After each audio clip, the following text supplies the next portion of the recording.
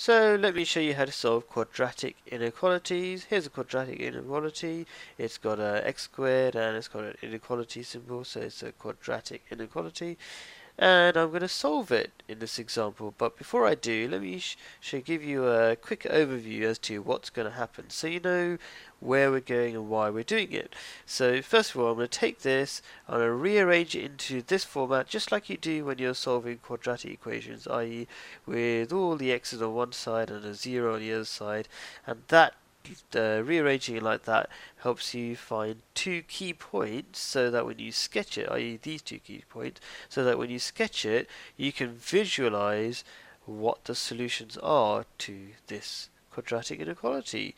So let's go and do it. So x squared minus 10 is greater than or equal to minus 3x. I just repeated that there, and I'm going to rearrange that. So first of all, it's got 0 on the one side, so it's getting a bit closer to that. So I just move that minus 3x to that side, make it a plus 3x like you can see here. So you've got x squared plus 3x minus 10 is greater than or equal to 0. Then I factorize it. I'm not explaining how to do all these tiny things because I'm hoping you already know about how to solve quadratic equations, which is very much like solving quadratic inequalities. So you factorize that into that, and so you get x minus 2 times x plus 5 is greater than or equal to 0.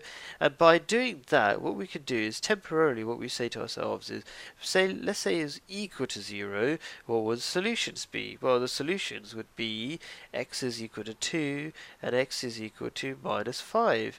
Now, that isn't cheating. Basically what it does, it just gives us two key points, so that when we sketch the graph of this function, x minus 2 times x plus 5, basically like this, well, we know it's a when we sketch it, we know it's a quadratic, and it's a positive quadratic, so it's basically a smiley face like that. And because we just said that if it was equal to 0, the solutions would be basically 2 and minus 5, we can say it crosses at 2 and minus 5.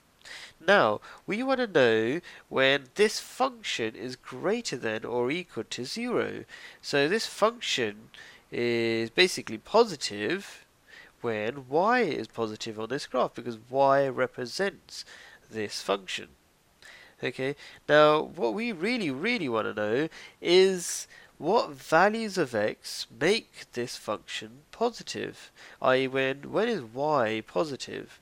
What values of x give you a positive y? Well, you can see y is positive here and there, you know, where I put these fat blocks or something, dashed lines on top of the graph. Okay, so y is positive there, and what values of x make y positive is these values of x, these values here, and these values there, starting from 2 and starting from minus 5, going forwards from 2 and backwards from minus 5.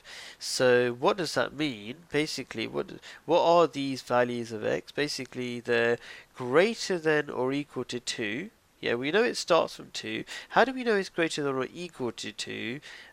Because basically, if you had watched the previous videos of solving normal inequalities, not quadratic inequalities, but normal inequalities, you know that whatever symbol you start off with in the question, i.e. this symbol here, greater than or equal to symbol, that's the one you keep throughout and including in the answer. So that's how I know it's this symbol rather than just greater than 2.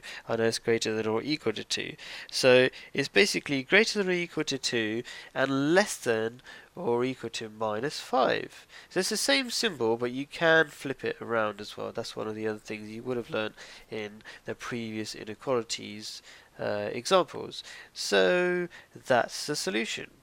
Now, there are a couple of things you need to know as background. So you need to know how to solve quadratic equations. You need to know how to factorize. You also need to know how to sketch a quadratic graph. So you would have noticed I've drawn us. If you know about sketching quadratic graphs, you should know that it's a positive smiley graph rather than a sad face graph, which makes a difference. Okay, because if it was the other way around, the positive parts of the graph would have been this middle bit, and that would have been a different solution, which you'll see in my next example of how to deal with it when it's a negative graph. But basically, just to round up, the solutions are x is greater than or equal to 2 and less than or equal to minus 5, because it's the positive bits here. You can see it's going more than this 2 on this side, and it's less than the minus 5 on this graph, and that's the solution. And it looks like it's really long and complicated to do, but if I quickly do it, talk about it again one more time, you'll see that it should be a very quick process to get the solutions to a quadratic inequality. You start off with whatever you got here, very easy to rearrange it so it's greater than or equal to 0, then you factorize it, you find the 2 points when the graph crosses the axes, the x-axis, you don't care about where it crosses the y-axis, you sketch the graph, you can see where the solutions are, and you just write them down. There you go.